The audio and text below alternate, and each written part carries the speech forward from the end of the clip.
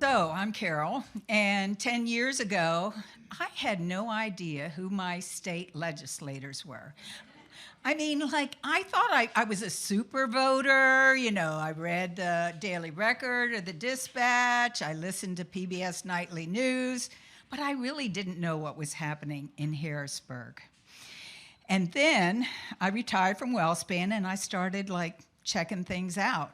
And I was a big immigration advocate at that time. I had lived in different countries, traveled around a lot, and I was an ESL teacher. And I also taught at the detention center we had at that time in York. And I just had, my heart was really broken for the way we were treating immigrants. So I met with Seth Grove, who's my legislator, and he was so kind and so sweet and so wonderful, and I really trusted him.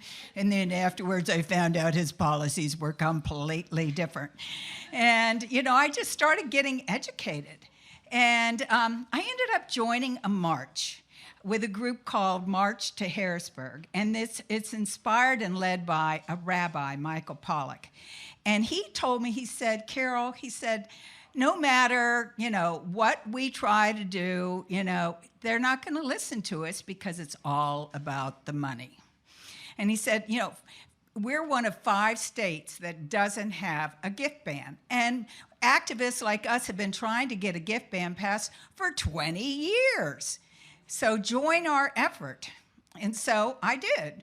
And they taught me to speak truth to power. And I went to Harrisburg at least 40 times, talking to all the legislators. I met with all the 11 here in York County with my friend Steve Snell. We talked to them about the importance of a gift ban. I wrote at least 20 letters to the editor. We did community billboarding, standing on busy streets, passed the gift ban. I did sit-ins, I disrupted a press conference, and I got arrested. 6 times I got arrested. Yes, good trouble. And, the most dramatic one was when we did this march to Harrisburg, and a dozen of us went up into the balcony of the House of Representatives. I had this banner stuck underneath my jacket. And when Turzai, who had promised us over and over again that he was going to bring the gift ban to a floor for a vote and didn't, when he gavelled, we stood up, released the banner, and dropped $501 bills onto our legislators and disrupted their session. And of course, we got arrested, So I learned that there was a study done by Princeton for 20 years. For 20 years, they looked at 2,000 different public issues, and it didn't matter what the public thought about. It didn't matter. What mattered was who was in power, who were the money people, and that's how they vote.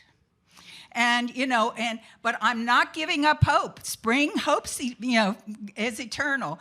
I'm a grandmother, a mother, a great-grandmother, and I have this superstar grandson. Of course, we're always proud of our grandsons, and he's actually doing his doctorate for NASA. And I said, Brody, do you worry about what's going to happen with this climate crisis? And he said, Grandma, he said, if we don't change things, this planet is doomed. That's why I'm doing this work. And I think about that. And I think about how I can't despair. I am not going to despair. I'm not going to give up. I'm not going to let the money rule. And I'm going to continue to fight, just like Gandhi fought and just like Martin Luther King fought. And, we're on TikTok, we're on Instagram, not that I know all that stuff really well, and Facebook.